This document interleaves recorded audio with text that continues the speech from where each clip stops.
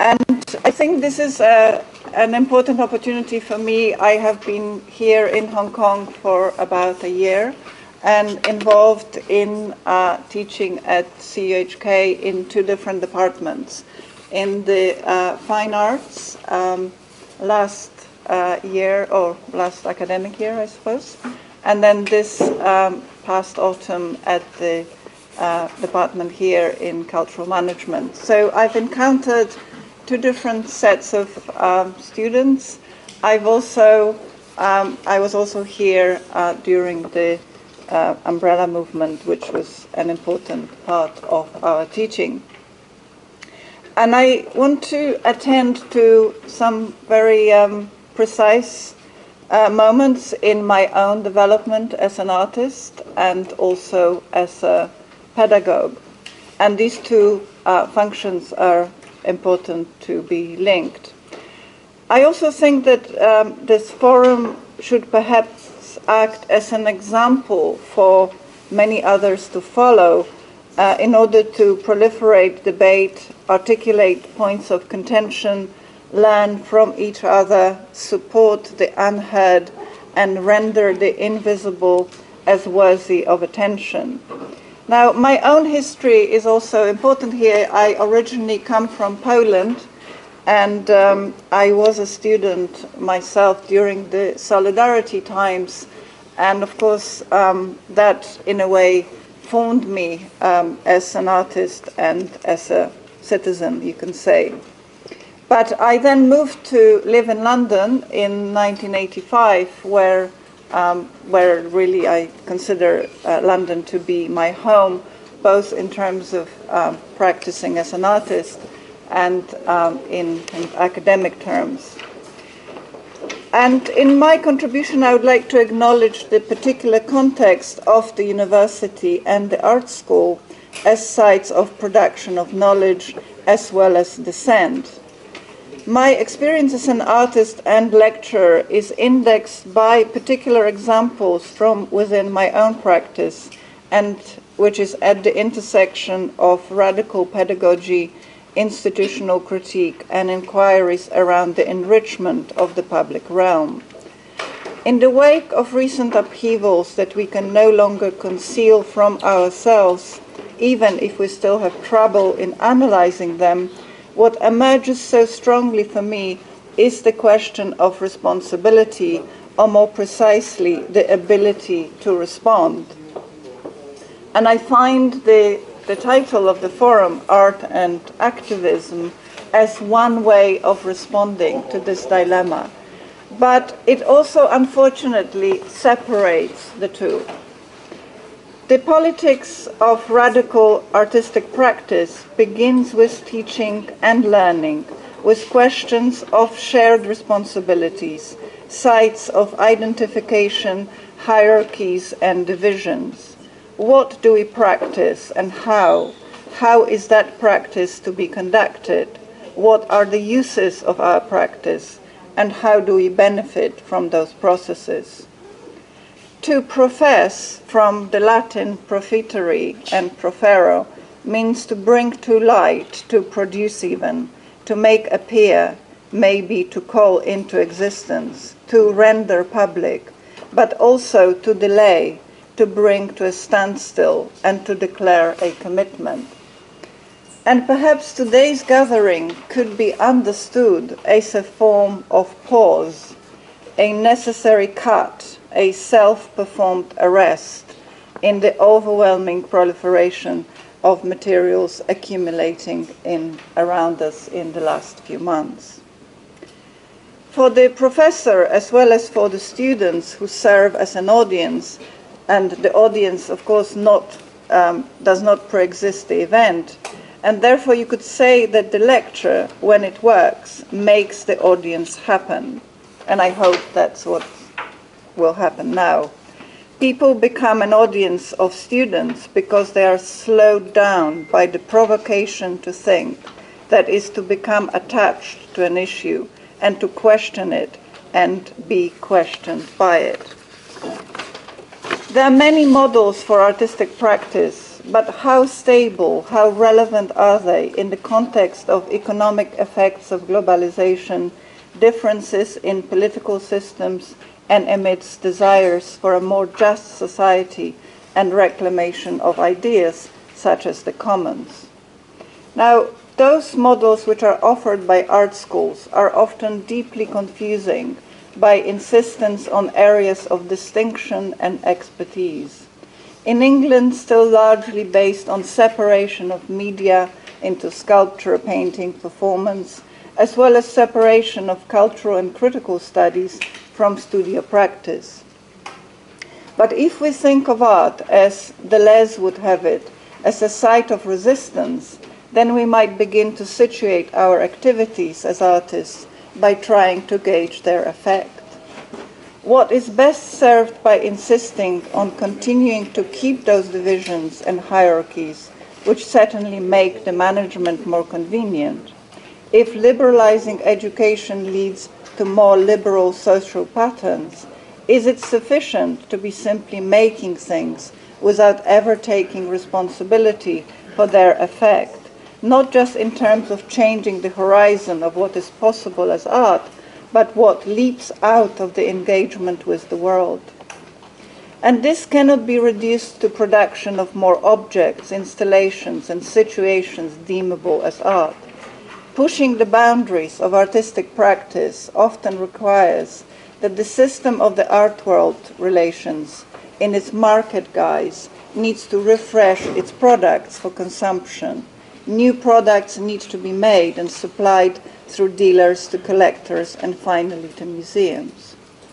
But this systematic grounding in production leads to the situation in which the vital, independent cultures of socially subordinate groups are constantly mined for new ideas with which to energize the jaded and restless mainstream of political and economic system based on circulation of commodities. This process depends on the delivery of continual novelty, hence the often adopted idiom of new work, announcing artists' exhibitions. We can always invent more things to make. On the other hand, we may look around and try to understand how we arrived at the world populated by things, driven by accumulation, hoarding, and waste. What do we do with all this, which is already around us? For some time now, I have been traversing a terrain of artistic activity which is defined not by its products, art objects, but by interrogation and engagement in a set of relations operating within different economies. At the core of this activity has been a clear need not only to address a familiar set of assumptions as to what constitutes artistic practice. The shift is one from the emphasis on production, which defines the outcome as a particular thing, be it painting, photograph, video piece, installation, to the formulation of practice as the underlying interests surrounding that practice. In that way, attention shifts from object to discourse, and from product to the context and conditions of production, reception, and circulation. Socially engaged practice almost always focuses on specific interests, partly by attending to both its own conditions and limitations and that of its audience. Rather than dealing with the general public, it recognizes the diversity of society, the divisions of access to knowledge, as well as silent communities and localities. It may be that it is closer to the questions of ethical representation rather than ethical products. But such practice requires sustained inquiry and research as the basis for its relevance, inventive approach to economic models, different forms of representation and dissemination, and acknowledgement of collaborative efforts and exchanges across disciplines. It is an open model, often characterized by ability to adapt, build networks, nourish friendships, work across generations, across expertise, adopt improvisory tactics, and insist on self-institution. While blurring of boundaries offers challenge to the hegemony of disciplines and institutions, it also leads to greater nervousness on the part of the establishment, a fear of dissent and the abandon of the marketplace. It is no longer just the outcomes of artistic productions which enter the boardroom to silently witness its politics. More recently, it is the ability of artists to identify social mood, to invent, adapt, rearrange that which culture and other industries are struggling to gain access to. A new set of terms, such as cultural broker, socio-economic integration, multidisciplinarity, have emerged to describe this shift. In my practice, rather than conceiving an artwork which is taken to the institution for the designated space of display, called the gallery, my practice is centered on negotiation and trust, as it determines its own sites and forms of engagement. I find it useful to recall Italian philosopher Paolo Virno and his rather negative concept of publicness without a public sphere, which appears in his short book, The Grammar of Multitude. He says, "The general intellect or public intellect, if it does not become a republic, a public sphere, a political community, drastically increases forms of submission." Virno focuses, on the other hand, on the social quality of the intellect, whereas the alienated thinker, as well as an artist, is traditionally pictured as an individual withdrawing from the noise of the masses. For Virno, the noise of the multitude is itself the site of a non-state, non-spectacular, non-representational public sphere. This proposal resonates in the current interest of artists as agents of change.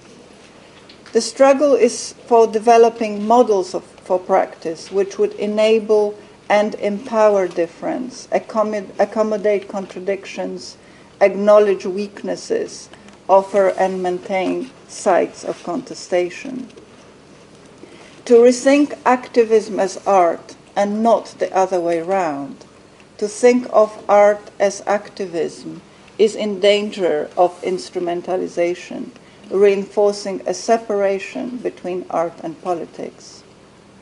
What emerges from many examples, especially those led by student movement, is the possibility of slippage, a reversal leading from attending to the outcomes of art production to attending how art intersects with other social practices.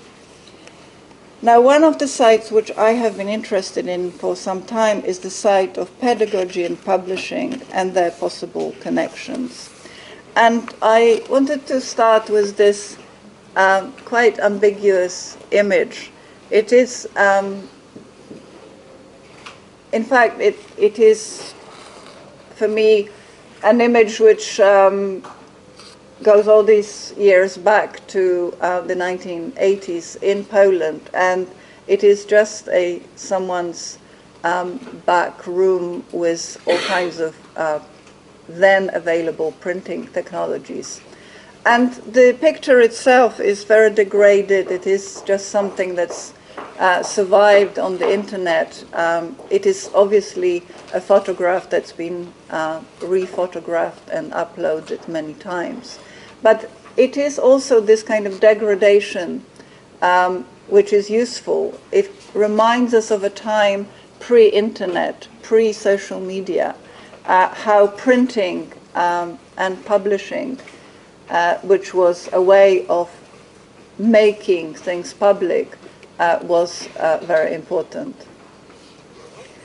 I also wanted to show you, this is the time when I was a student, and you can just see the Solidarność badge, which also pointing now, when I'm looking at it again, this is the happiest time to be a student and to be involved in something that mattered to more than just oneself. But there is also a huge contradiction. I am drinking champagne, and this is Poland, 1980. After I moved to London in 1985, I've become aware of cultural studies. And as an artist, I think in England, that is probably one of the most important achievements, to introduce cultural studies and cultural theory to art schools. And not just to art schools at a university level, at the higher education level, but also there is politics right at the, secondary school level. This is a publication, I think, from the 1960s, and I quite like the way it lists at the bottom the skins, the punks, women, kids, everyone, which for me is actually a picture of what happened in Admiralty. There was not just students, there was also all these other people there. And this is jumping to the year 2010 in London, a very, very important moment for acknowledging what education means to people. And these are students who are protesting against pretty much marketization of university education. But it is also important what they're referring to, how all these seminal published texts they are using as shields. So the book cover, the book as a message, as an inspiration, becomes their kind of protection. There's a quote from William Morris, I don't want art for a few any more than I want education for a few or freedom for a few. There are several manifestations here. This is all to do with education. So in November of 2010, I was commissioned to develop a project for the exhibition by the curating students at the Royal College of Art. There's a very important curating program, and every year the students set up their own exhibition, and they invite and commission artists. And because it was 2010, and of course the student protests were very, very prominent, I tried to respond to this invitation by looking at the history of protest at the Royal College of Art. So in 2010, students' protests in London highlighted the collusion between the Conservative government and business community, the corrosive effects of gradual introduction of marketization of education, cuts in grant provision linked with increase of student fees led to a political awakening and radicalization of students leading the protest. As universities began adopting business models of management, goal-orientated strategies, more and more people were being excluded from studying, especially subjects not linked to industry or commercial enterprises. Humanities and art education were hit the hardest. And what was proposed at the time was that we should no longer think of higher education as the provision of a public good, articulated through educational judgment and largely financed by the public. Instead, we should think of it as a lightly regulated market in which consumer demand in the form of student choice is sovereign in determining what is offered by service providers, and these were the universities. So the students' rebellion thus challenged the marketization of higher education.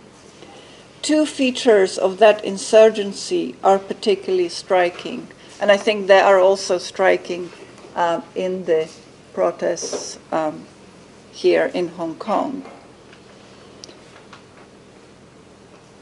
At the same time, students still find themselves in a transitional situation between childhood and complete absorption of the world in the world of work. The uncertainties of this condition can lead to fragmentation, since the individual nature of their assessment sets students against one another.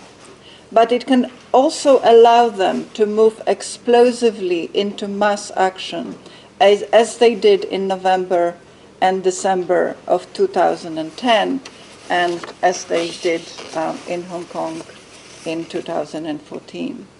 So these are just some examples of the strike in London. I thought this image was interesting, how the bureaucratic powers obviously be behind those glass windows, and the ability of students to get on top of them as a kind of reversal of hierarchy. But what I think I also observe both here and in other parts of the world, this is an image from Singapore, from the National University of Singapore. This really looks like a factory. This is what education also has become, and I think the protests must take that into account. Now, just for a moment back to my project at the Royal College of Art. So I anchored my intervention by interrogating the specific educational history inside the RCA, the very place where the exhibition was taking place. And my project was called Subject to Change, and it was a result of several months' research into the Royal College of Art, its history, and its present. The college-owned archive has been central to this research, prompting questions surrounding how information is made accessible and visible or common to a public, and the ways in which knowledge is produced and enclosed, as well as disseminated. This is an open question and a real problem for all documentary activities, their material and symbolic residue.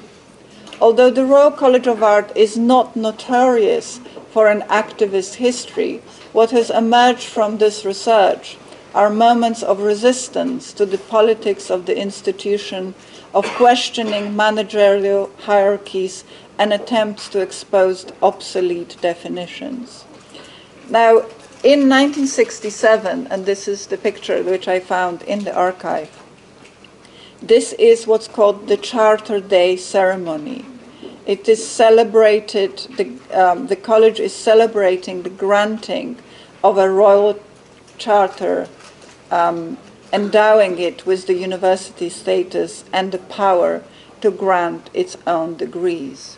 And the people you can see here, that at least I can recognize, is Prince Philip on the right, on the far right, and a sculptor, Henry Moore, on the left. This set of slides was buried since 1967 in the archives of the college, and I felt that it was important to bring this history out, especially while the students were on strike.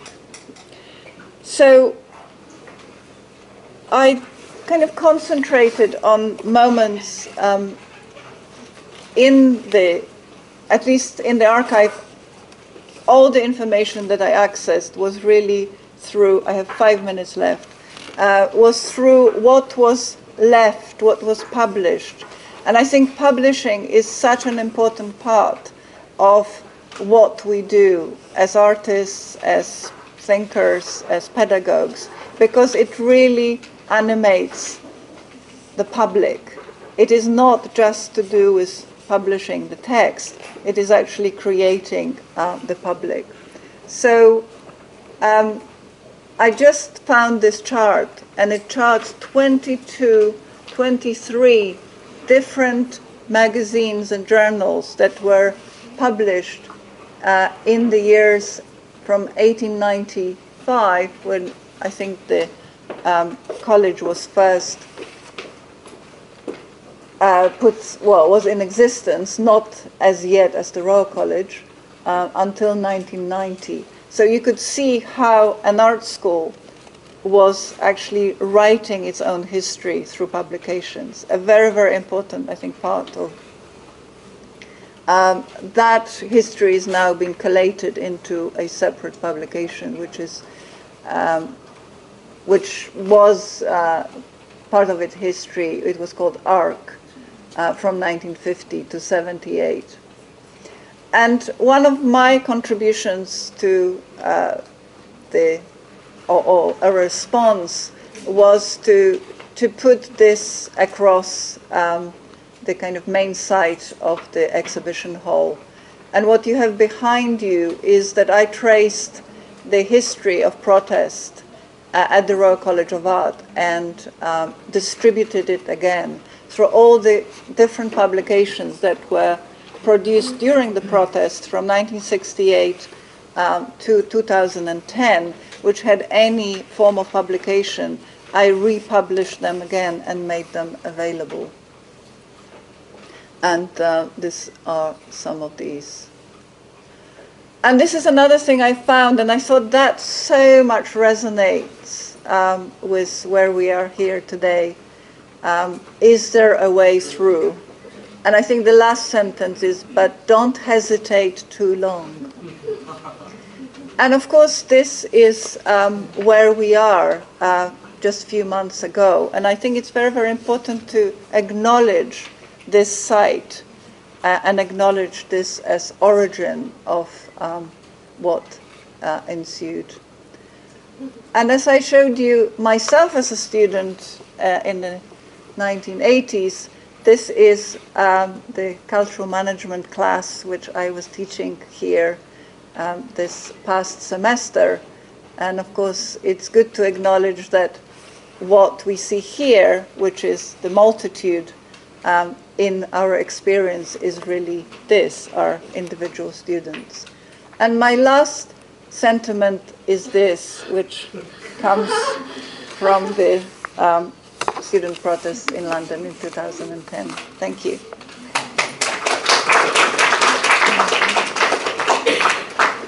I am a postdoctoral fellow at the Watson Institute for International Studies at Brown University and have the unique and privileged opportunity to be here today as a group of visiting students and faculty from Brown University's Center for Public Humanities as part of a week-long cultural exchange with CUHK. As Oscar mentioned, over the next few days, we'll be conducting a series of workshops with high school and university students that aim to channel the diverse documentation of the umbrella movement into concrete and cohesive presentation forms, including oral history, photography, collage, public installations, and written text. We will have a culminating event on Saturday morning to share some of our final work, and we would love it if you could attend. On behalf of our group, I wanted to share what a privilege it is to learn about the vibrant community around arts and activism in Hong Kong. And for some of us, it's our first trip, and we're really grateful to learn from you all. Our group spans a diverse range of academic, disciplinary, and activist backgrounds, and this presentation will share 3 different examples of arts and activism in different global contexts. I will share information about a community arts project on the China-Burma border, and then my colleagues Jasmine Lee Johnson and Kate Dietrich will share arts-based activist projects they have undertaken as master's students in public humanities. Overall, we hope that these 3 examples contribute to today's discussion of the possibilities and constraints of art as a form of action. Since 2006, I have been one of the main organizers of the Community Arts Project on the China-Burma border. This project works primarily in several ethnic minority villages in Raili City in Yunnan Province, as well as several Kachin refugee camps for internally displaced people in Burma. We hold workshops primarily 4 times a year, the Chinese New Year, the summer holiday, and then the national holiday in October, and then the May 1st holiday.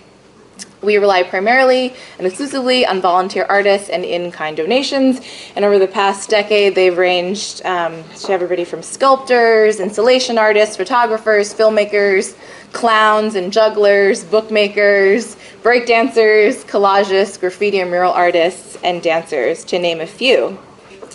This project draws some of its conceptual inspiration from other art projects that address politically contested border areas. And just as an example of some others, I recommend the artwork of Khaled Jarrar, who recently created artistic passports for unrecognized Palestinian state, or the Mexican-American artist Monica Lozano, a photographer working on a huge photography installation on the US-Mexico border at El Paso in Texas and Juarez, Mexico. The particularities of this border region between China and Burma are caused by particular forms of geographic, political, and ethnic disenfranchisement due to its isolation from the political capital in Beijing. Ethnic minority populations in Rayleigh bear the greatest burdens due to their isolation from China's economic hubs and state policy that offers structural benefits and systematic advantages to Han majority citizens. Once labeled the lawless yet undeveloped Las Vegas of China, Rayleigh has represented a site of limited government regulation for its unbridled access to gambling, commercial sex, drugs, rare jade, and other illegal commodities. Due to its location just above the Golden Triangle, linking opium-producing areas in Vietnam, Laos, and Thailand and Myanmar, Rayleigh was the ideal entry point for heroin distribution throughout China to other parts of the world. This illicit trade was a consistent staple of the cross-border economy until the economic reform era in the 1980s, when sweeping attempts to formalize economic markets brought about drastic changes in the drug-producing areas of Yunnan. By the command of the central government, the poppy fields in Yunnan were systematically burnt to show the Chinese government's intolerance for the drug trade, and this moved the drug trade over the other side to Myanmar. And of note is that the way that they burned these fields has made them unarable for generations to come. So agricultural sustainability is no longer a viable option for farmers in these areas. So lacking economic opportunities for income generation, many ethnic minority people in Yunnan turned to the illegal heroin trade and were often paid in the heroin they trafficked. Concurrently, a public health crisis developed. And in 1989, Rayleigh was documented as the city where the first cases of HIV were discovered in China. And in the past 20 years, Dahong Prefecture, which includes Rayleigh City, has consistently ranked first in rates of HIV infection and AIDS-related deaths in Yunnan. This project works primarily with the Jingpo community, an ethnic minority group living across the borders of China, Myanmar, and India. The majority of Jingpo people in China do live in Yunnan province, and in Myanmar, they're usually known as the Kachin or Jingpo, and these distinct ethnonyms are nation-specific, but there are many cultural and linguistic similarities that link the Jingpo community living across these borders, which creates a really unique opportunity for cultural exchange despite political separation. Based on many of the factors I outlined, the Jingpo and Rayleigh suffer extremely high rates of orphaning due to three main factors. One, parental death due to AIDS-related illnesses or drug overdose. Two, parental incarceration for drug trafficking. And three, high rates of what are called left behind youth due to outward migration of their parents. So this project seeks to use public art, and particularly art that can be made with resources available in the community, as a means of revitalizing faith in culture, which is particularly stigmatized by the widespread government campaigns that associate AIDS, heroin trafficking, and drug use with the backwards element of being an ethnic minority person. So here are some examples of different projects that we've worked on. I wasn't able to get a video up here, but something that we did with a filmmaker who came down was in response to some of the very horrific Chinese government propaganda-style campaigns that are splashed across these walls. We had different youth create individual public service announcement videos. So how to communicate a lot of the message that they're being taught about harm reduction and drug use and safe sex practices through their own words. In that same vein, we worked with a comic book artist where students made their own comic books that convey these harm reduction messages and then traded them around the village.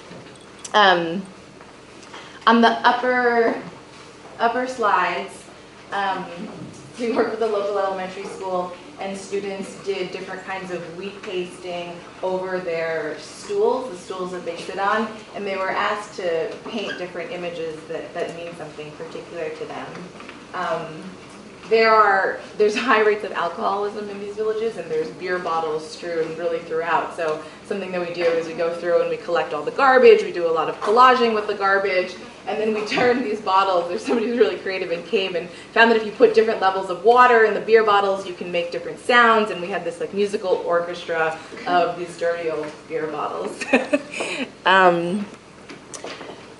On this top photo to the right, we created dye from different kinds of plants and dirt, motor oil, rust, all different chalk, different things that were readily available in the village, and saw how you could create different colors and make different pieces through dye. This is an example of a breakdancing workshop that I think was particularly important because while these areas are very, very isolated, a rural poor family can still have a TV. So they're still subject to the influence of a lot of pop culture that's coming in. So they'll see a lot of these, pop culture influences, and they want to participate in these things. There was a lot of interest in like this young girls breakdancing club that they started. This is an example of a book binding workshop that they worked on books that they titled roughly like "Who Am I?" that documented different people in their family who they've lost, because these are often discussions that are not encouraged to happen. And then this is an image of a play that the students had wrote.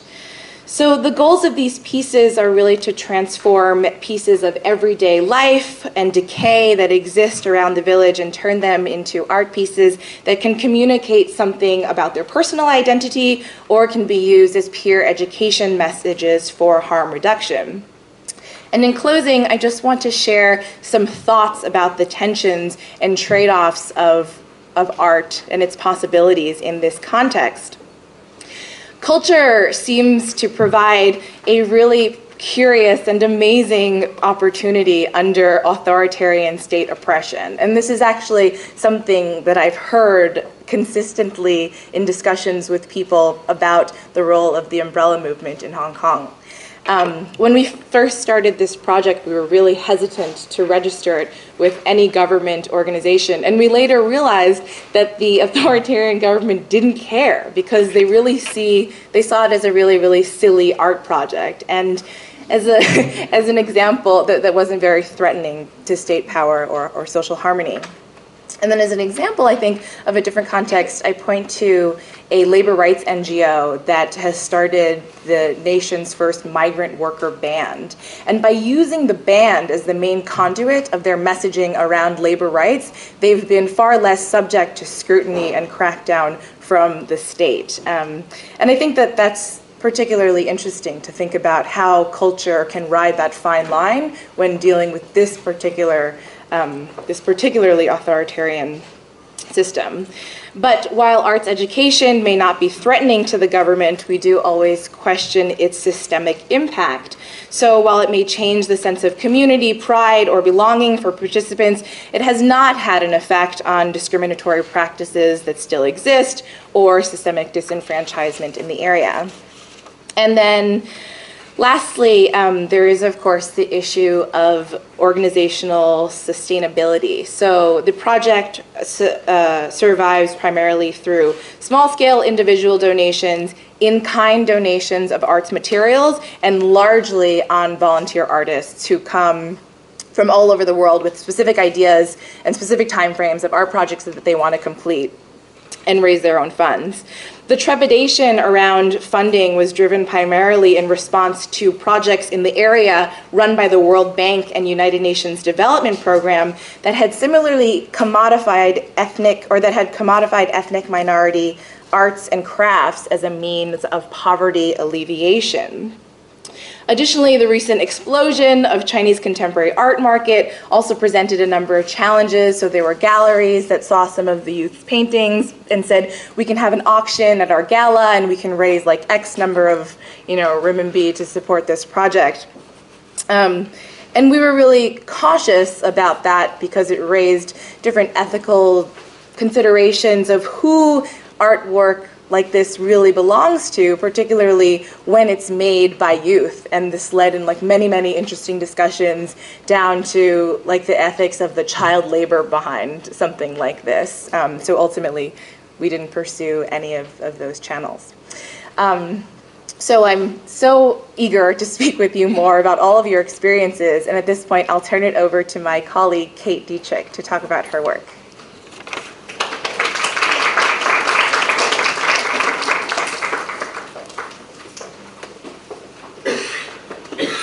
Thank you, Elena, and thanks again so much for having us. I am just going to speak very briefly about a project that I have been working on for the last 8 months or so in Boston. And so it's called the Department of Public Imagination, but it's a program of an organization called Community Labor United that tries to join the interests of labor unions with grassroots community organizations, mostly that work on housing justice in Boston. It's a city of rampant development in many ways, not as much, but much like Hong Kong. Rising costs of living are pushing and displacing communities who need to fight against a lot of sort of big development changes in their neighborhoods. And so the Department of Public Imagination was conceived as 3 artist-in-residence projects, and the 3 artists were placed at these 3 grassroots community organizations, and their projects were intended to be part of campaigns, so specifically oriented around making change happen. So that was very unique in many of these other community-based art projects because the sort of activism or the organizing came first, and that was a different kind of space for many of the artists to be in. So what were the goals of the projects? All 3 artists were given these goals and talked with the community organizations beforehand. So these were agreed upon goals that they sort of came up with together in a democratic process. So they were to create transformative art-based stories that spoke to a broader audience that were linked to the campaign. So one of the organizations was called Chinese Progressive Association, and it's in Chinatown in Boston, and that many of the Chinatowns in the United States, many of you must know, are places of incredible gentrification and development, and in many ways those cultures are being lost as people are being displaced. So transformative art-based storytelling changed based on the neighborhood association or the community arts organization, or the community organization. The second one was to empower staff and members. Again, this was a contested, word, and that's one of the areas of conflict as well. What does empowerment mean? Does it mean, feeling good about making something, or does it mean making structural change happen? To help artists develop, both as artists and in their art practice, however they conceived that, but also as activists. So it was intentionally to help make artists more like activists or organizers, and vice versa. And then to reinvigorate organizing practices using arts and culture. So one of the sort of like assumptions that all of the project participants went in with from the community organizations is that the way that grassroots organizing is happening, at least in the United States, and politics, if you want to call it that, has become sort of staid or flat, and there's a lot of the old movement, there's a little bit of romanticization in it, but a lot of what happened in the old movement, at least in the 60s and 70s in the United States, is missing some of the energy and creativity and arts, and so this was meant to sort of address that. And so I worked on the project specifically on program evaluation. So I went in after, about 1 month before the 3 resident artists were finished with their entire project. And the question, when we had like a co-design process where we decided together what we were going to be evaluating. So the questions were, I wasn't an outside evaluator, it was kind of an internal process. And it wasn't for any funders, it was specifically for the organization and the artist to decide what happened, what worked, what didn't, and to kind of think through those in a really like holistic, big picture way. So I did interviews, long form interviews with everyone who participated, members, people who worked on the project's artists, people at the organizations. We did focus groups at each site, and then we also did surveys. And this is just an example of, you know, some of the questions that we might, at least in the US context, that we're struggling with around how you actually evaluate these kinds of programs. Where do they make an impact? And how does that continuum of impact reflect emergent changes that people go through in general? You can, you know, knowledge might change, like what you know, the ways you communicate, how you think about something, and people can debate whether those changes are good or bad, or, you know, there's no judgment on this. This is sort of kind of like the emergent ways that we change, and that it's better to think about art and art as it is embedded with activism as having impacts in these kinds of emergent ways than having a sense that we put something in, right? We put in a painting and out comes a completely changed idea about the world, which then, you know, actually results in like a policy. It's very difficult to think about art in the ways that many funders in the United States want us to think about it. So in many ways, the project that we did was about challenging the very ways and notions that folks have about how we should evaluate these programs. So the exciting part, tensions and conflicts, they were everywhere. And I did probably like 60 hours of interviews about what happened over this project. And it's really difficult even very quickly, and I want to be quick to tell you about some of the challenges. But you know, the artists and the organizers, they spoke different languages. They had different, they actually all spoke English, but they had there was some language challenges with Chinese Progressive Association, but they spoke very different languages in terms of what they meant when they said the word empower or transform or change. They came from different cultures.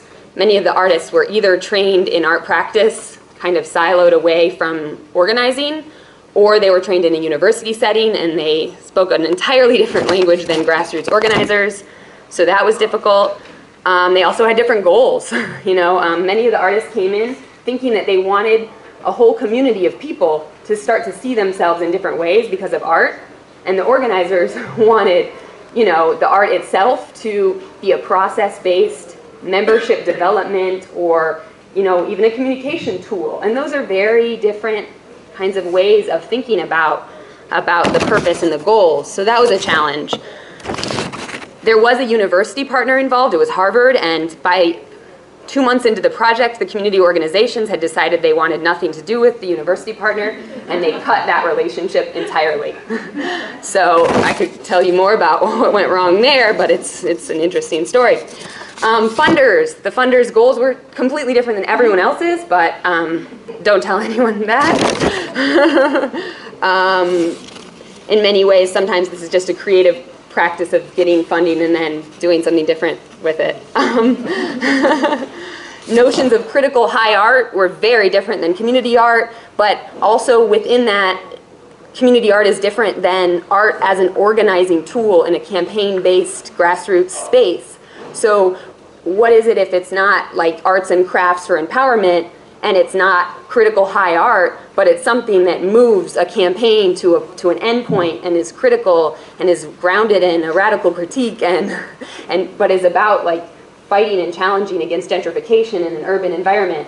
It was a struggle to understand even what the purpose was. And along with that, is it critical art or is it agitational propaganda? That was a big question. Yeah, I'm wrapping up, definitely. Thank you. So those are some of the tensions that were involved, and that's those 3 projects were long, and there was a lot more material that came out of that process. But if you have any questions, I'd love to hear about it and also compare it with your experiences. So thank you. And I'm going to introduce Jasmine, who's going to speak briefly as well.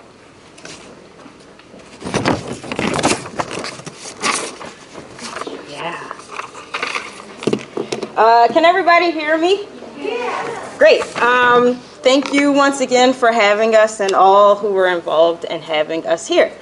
My name is Jasmine Lee Johnson, and I am an artist, an activist, and a scholar. As an artist, I focus on visual and performance arts, specifically working in the mediums of animation, illustration, graphic design, hip-hop, and folk music. As a scholar, I focus on the victims of slavery, issues of equality, and the legacies of colonialism. I work to combine my scholarly research with my creative practice by rendering or transposing my research into art. For example, what happens if you turn a textbook into a graphic novel? Or what happens if an oral history interview becomes a song? Or a social mission becomes a short animation? Finally, as an activist, I redress or rethink history in an attempt to give voice to those who are not represented or misrepresented in historical archives, in libraries, in books, in films, etc., in museums. I believe that our imaginations are tools that aid us in liberation, freedom, and equality. That being said, it's necessary to imagine a reality beyond our current circumstance to make changes in the world.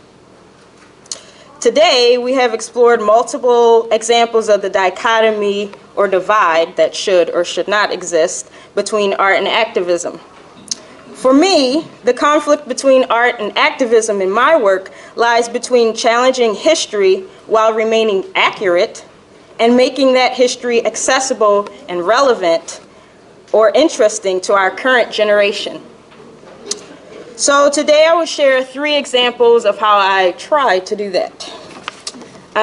So first up here you see an exhibition proposal of a project that I'm calling Kicks and Accessories, kicks being high-top sneakers. Here are some excerpts from that exhibition, and it explores Dutch wax print. Dutch wax print is a textile that is extremely popular in West and Central Africa and has even been thought of as African textile, when in truth, it is a Dutch interpretation of Indonesian batik. Yes, so this project tells the story of the Dutch invasion of Indonesia, as well as the Dutch's role in the Atlantic slave trade. I explore these histories through high-top sneakers. The sneakers are tailored in this Dutch wax print, and if you bring the sneakers to your ears, you can hear the stories, the histories that exist. And it's sort of set up as a faux or fake shopping experience. So I try to trick people into learning history that might be difficult to process.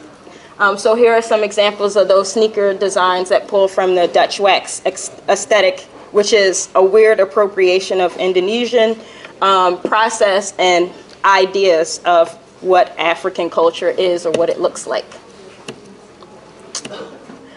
The next example I'm going to give you is a work in progress. And it was inspired by a memoir that was written in the 18th century about the revolted slaves of Suriname. Suriname borders Brazil.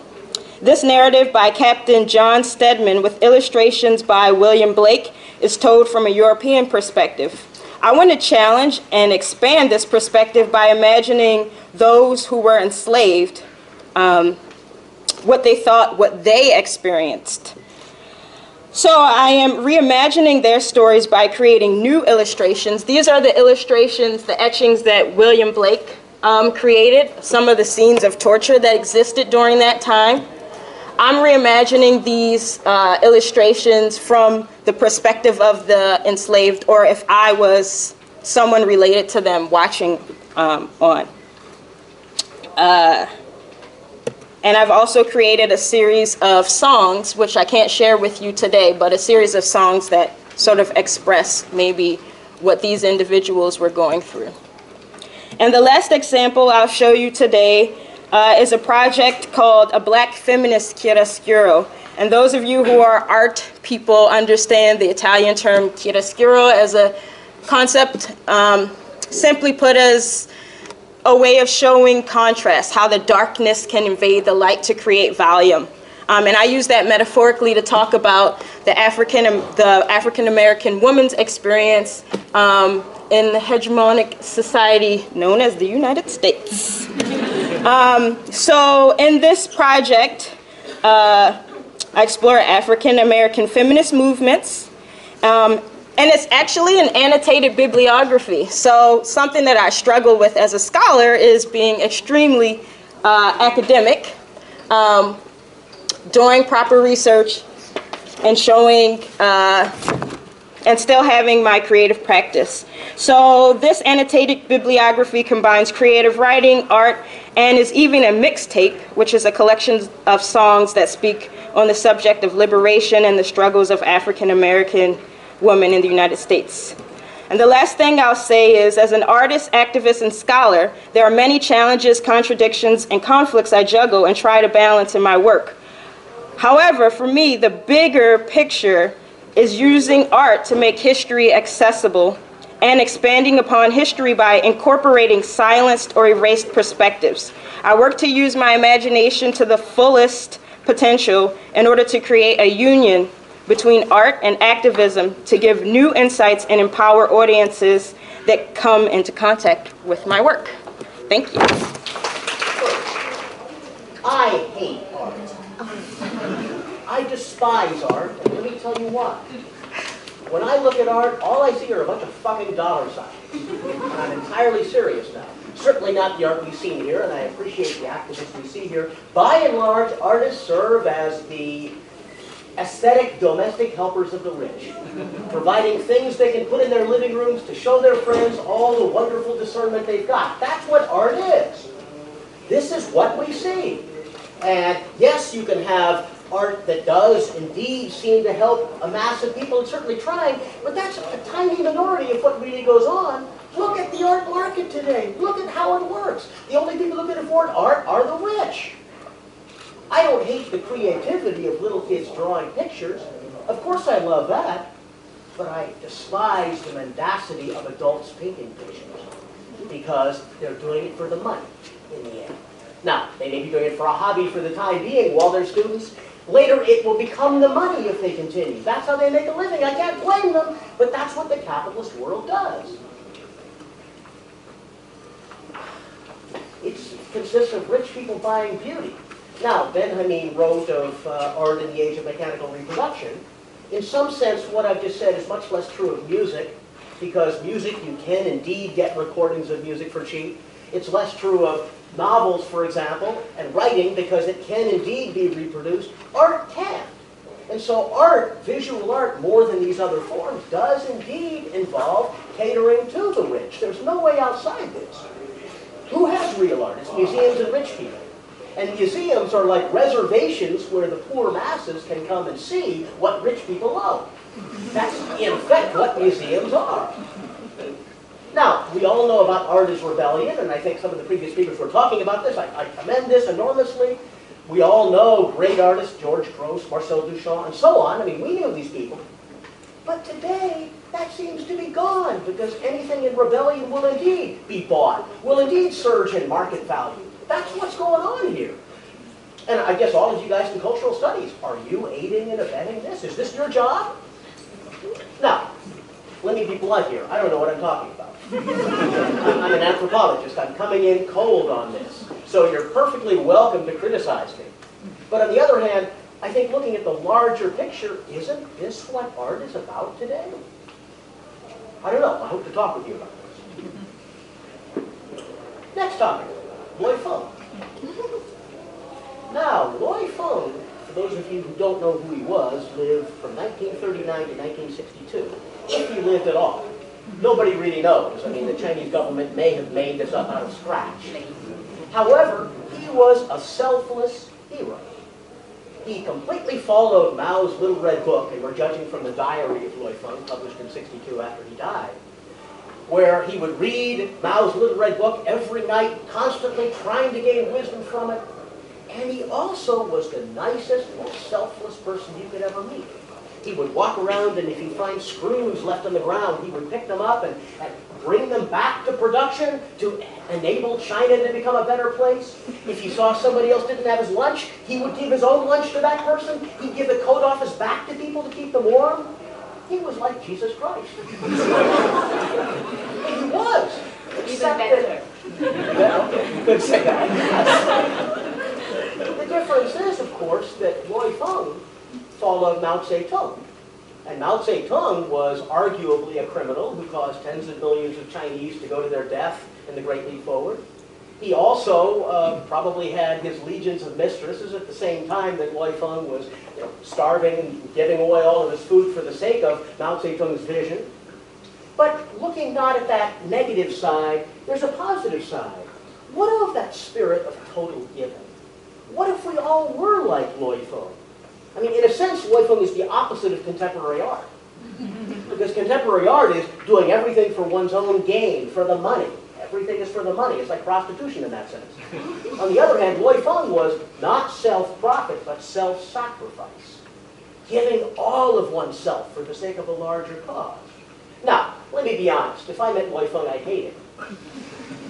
I believe in what the American philosopher Henry David Thoreau once said, that if somebody came to my door trying to do me good, I'd run as fast as I could in the opposite direction. So that needs to be clear. Still, and the mainland government also is publicizing him endlessly. They love to promote Loy Fung in all of their literature and saying, this is the future, and so on. This is how Chinese people should be. And, most young Chinese I know despise that for that reason. Yet, nonetheless, there is truly a symbol of selflessness in Loy Fung. It's hard to forget. Next, the umbrella movement. Now, I sort of became involved in the umbrella movement by accident. I was on Facebook, and I sent out a message saying, look, I'm a white guy. Should I be involved in this?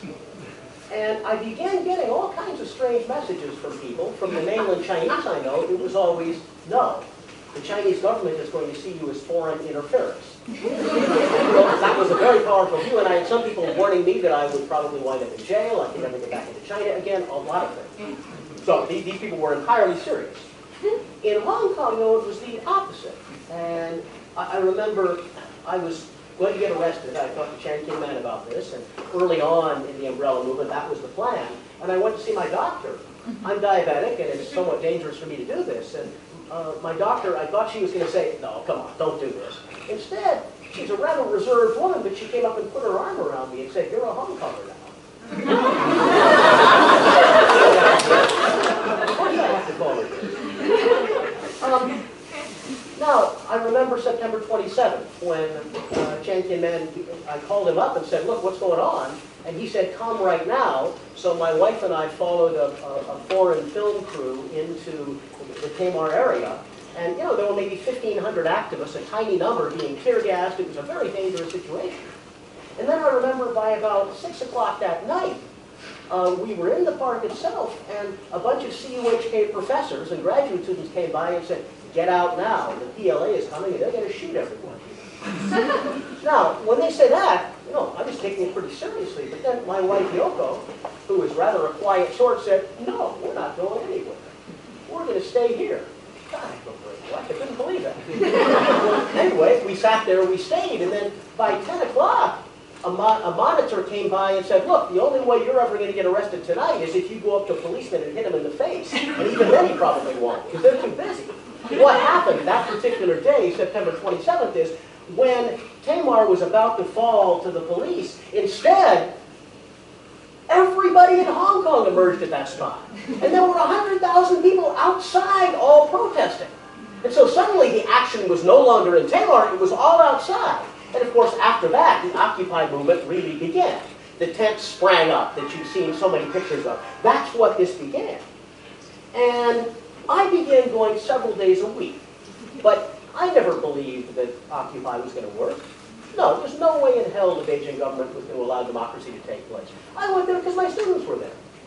And it was the biggest alumni meeting I've ever seen. I saw 30, 40 students from all these different years. What a wonderful place to go, just to find out what's happening to people. And then I began to go to protect people, because as you may know, as the movement went on, police were behaving more and more violently. I was there the night of December 1st when they were trying to expand the Occupy Center, and police, I saw them just beating the crap out of anybody with complete and utter nonchalance. And I realized I've got to protect my students, and I did protect them unwittingly because they felt they had to protect me. It's very funny. They weren't in the front line confronting police because, hey, professor, we've got to be nice to them, so I saved them from getting beaten up by police for at least one night. It was all quite strange and ironic. Now, a few more ironic comments to make about Occupy Central. One is the Chinese government was so worried about foreign involvement.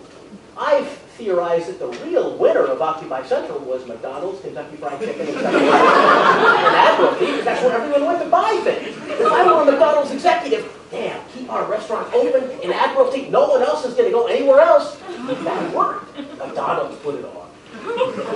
Another matter is, if any of you go to Hong Kong country parks, you'll see they're largely empty. Maybe after Occupy Central, a lot of people will move from their tents in Central to country parks. Maybe in Hong Kong we have a new generation of campers arising. Now, much more seriously, what we saw at Occupy Central was the emergence of a new generation gap that's not going away. You know, police used to be friends of Hong Kong people, and now they're the enemy. They are not to be trusted. They are brutal beyond belief. This is what we see. And the problem is, it's not only the police. I mean, it's the government, too, that's completely impotent in this. But this is the situation that we saw. This generation gap has emerged, and it's never going to end. This is what we see. Now, here's the real question. Is Hong Kong a dying city? Well, I think it probably is. Because what's going to happen is that first, it's democracy. We knew we didn't have that. Next, it's going to be Article 23. Article 23 will demand faith in the Chinese government. That will get rid of the freedom of speech that we all enjoy here. That's what's coming, I think. And if that's coming, man, the only thing we can do is fight. Maybe I'm exaggerating. Maybe it will take a longer time. All we're doing in Hong Kong is making Hong Kong last a little longer. It's going to give way. Now, the mainland is not a terrible place. I spent last year in Guangzhou. But still, Hong Kong will become just one more city in China unless we can keep fighting to preserve freedom of speech somehow. Can we do that? I doubt it. I doubt it's going to work. All we can do is try. And that's the only possible way that we can continue in Hong Kong. I suspect what's going to happen is we're going to start seeing massive emigration from Hong Kong in a few years. Because I can't see how we possibly win, but what we need to do now is just do all we possibly can to fight. To keep Hong Kong free for freedom of expression and freedom of thought. By the way, I should say to people from Brown, I'd say Chinese University is probably freer than almost any other American university. We're free here, we really are. But that's not going to last, I fear. Okay, now, let's tie everything together. Okay? Mongkok and Admiralty were the two major sites of Occupy Central, of the umbrella movement. But it was really in Admiralty that was key here, because that was where everything was free. You couldn't pay any money for anything. You know, you can't understand the atmosphere unless you were there regularly. I gave a class in Admiralty one night, and after that class, my wife got sick and collapsed.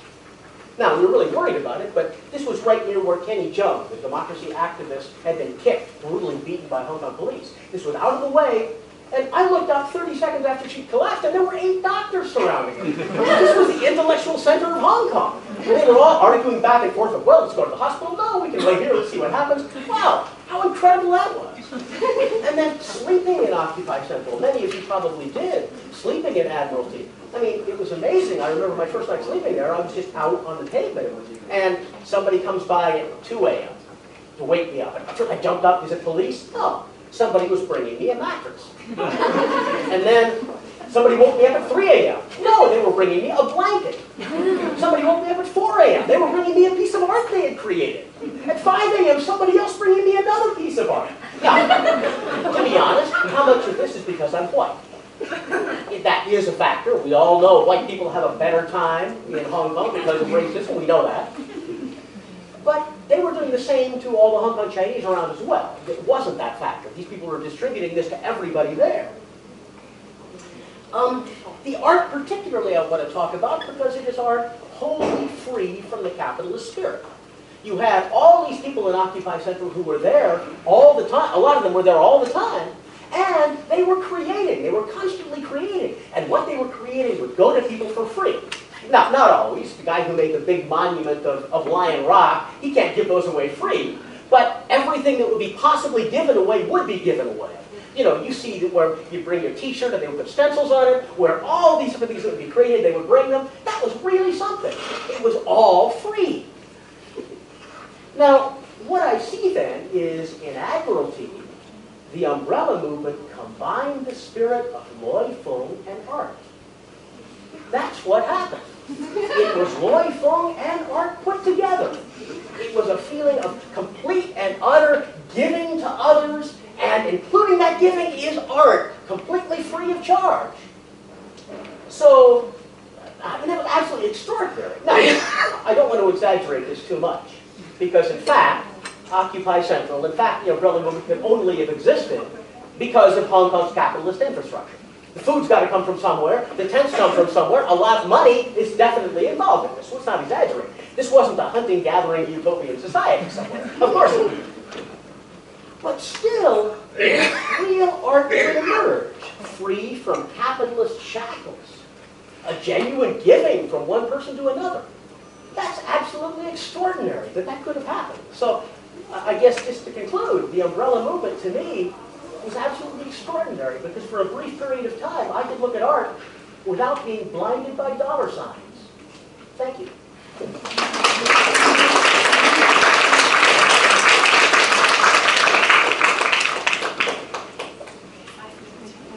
Yeah, we have 10 minutes. 5-10 minutes to ask questions to all these different speakers.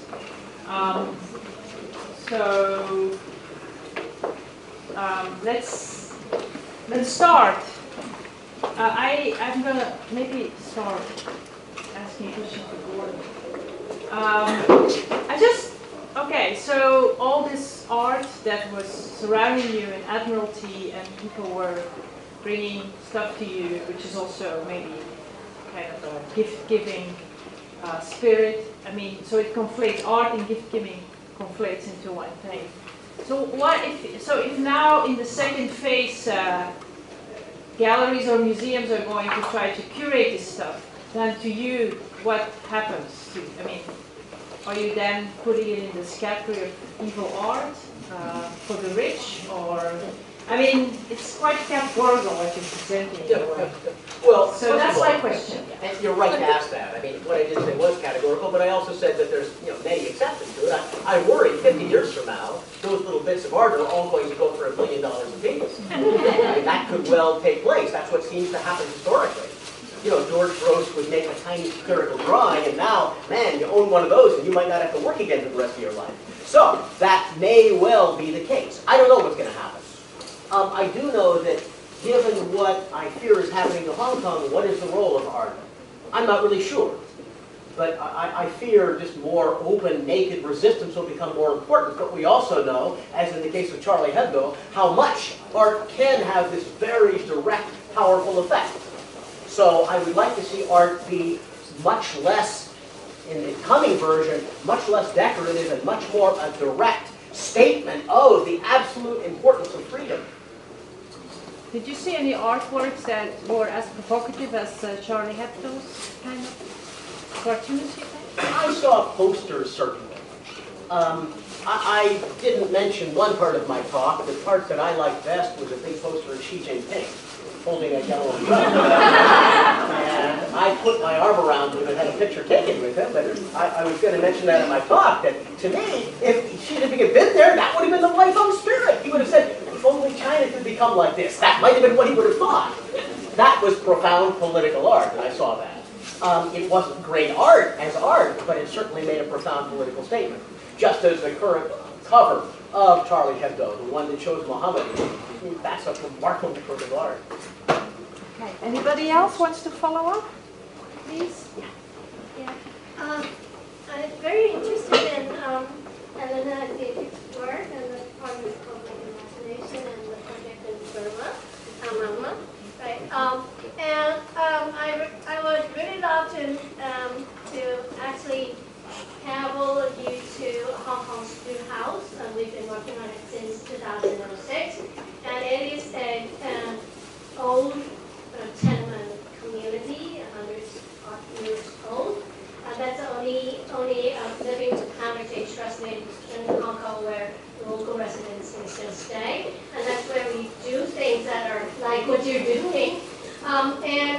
Went through a lot of the tensions and on the talk about, because we do not only design culture, but also community economy and a lot of policies. One thing, just one thing to share is that we end up not doing artisan. We don't want artists.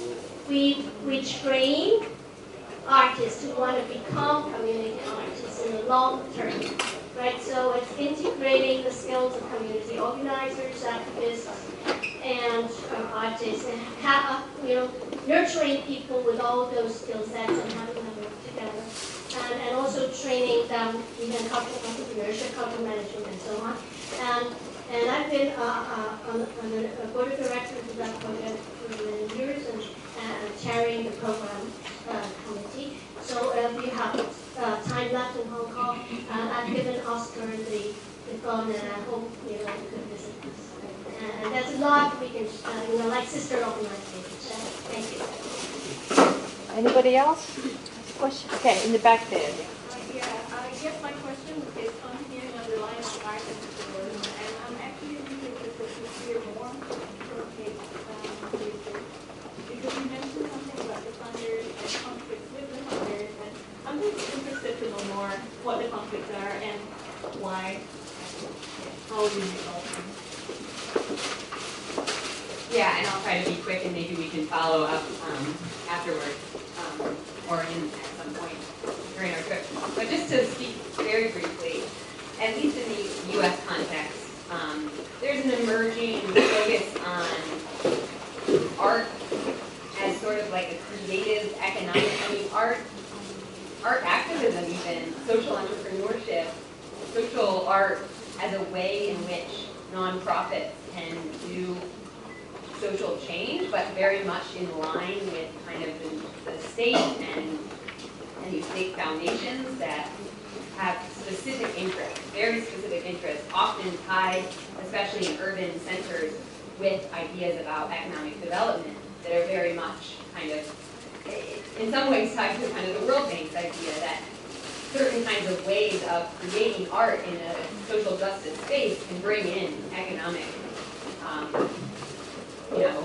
change in a neighborhood.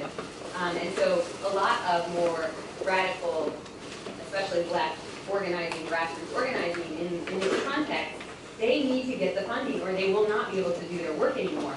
And so some of the work that I mentioned just briefly is about creatively finding some of that funding, but also working in a kind of form of resistance to maneuver around these sources of funding. And I think it's probably a pretty typical thing.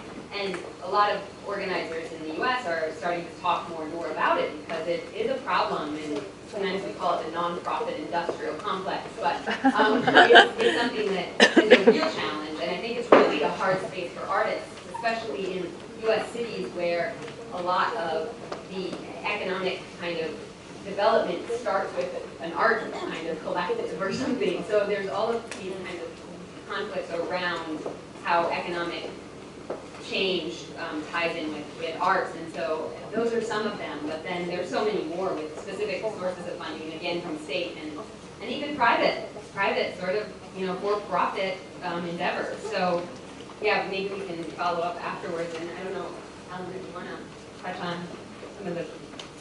I will say that just very, very briefly on the issue of funding, something that we're thinking about more is that there's so many organizations and foundations interested in focusing on Burma right now, and the idea of like Burma and democracy and art in the service of democracy there. And I know a lot of arts organizations are very, very hesitant to take grants that are in support of political regimes and what that might mean and what the opening up of Burma is as a landscape now for, you know, for this kind of industrial humanitarianism through art. One more question, yeah. Gentleman in front. I'd like to address a question to Professor Yvonne Johnson. You use a very sensational title, negotiation. It implies possible harmony between the two sides, business and arts. Can you feature one successful negotiation result?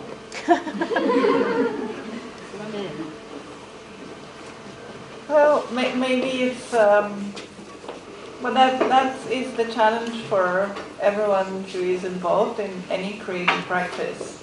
And I think the picture which Gordon has just made for us is also, I think it's a disturbing picture, because I would think that there must be a way of negotiating the presence of art into a kind of wider social arena, which is not just through finance, but at the same time, you know, finance in itself is not something, or market for that matter, is not the source of evil.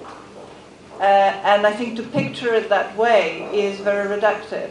And for me as an artist who has worked in ways that maybe challenge the commercial aspects of art, that is, you know, very kind of one-dimensional to think that an art fair or an art museum is only devoted to serving rich people. There is such a, I think, commitment, at least in Britain, to a public museum, to public culture, and I think those spaces have to be enlarged and maintained. And so there are some successful examples, but I think it's also the responsibility of artists, and for me that is predominantly what I would, where I could kind of stand and say this, that an artist has to be able to say no to certain ways of being, to certain ways of working, to certain alliances, and there are consequences to saying no. But I think it is absolutely essential that it comes from artists. And I think to respond also, because anthropology has been something that I embraced as an artist for many, many years, working with institutions. But I know one thing, that there is no such a thing as free lunch. And I think whatever you received, you know, in the acts of generosity and gifting, in anthropology at least, there is also, I guess, the feeling of indebtedness. Fair enough. You did misunderstand the one thing that I said. I didn't say museums were playgrounds for the rich. What I said was museums are a way that the masses can see works affordable only by the rich. And as long as you have a market mechanism, unless the artist is not well known or mass producing items, they are going to be expensive. The market mechanism is not entirely evil. I'm a reader of The Economist. I believe in much of what it says. However, it is evil in the sense of art because, in effect, what it creates is that these high aesthetic works can only be afforded by those who have the money to buy them. And that is a fundamental contradiction that's very, very difficult to overcome. Okay, I think we need to really round it up now. Sorry about that. But you can, we can all have tea break now for 10 minutes, and then we're going to go to the next panel.